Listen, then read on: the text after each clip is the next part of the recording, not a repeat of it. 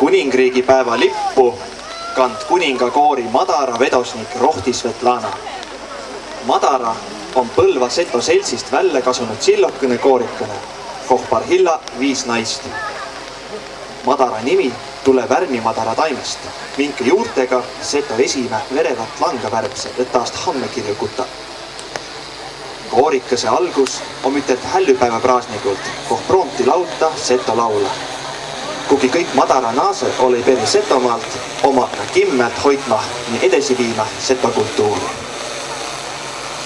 Küllätüvä küla rahvas on lipu nõstmise avu andnud Lillepuu Vassole.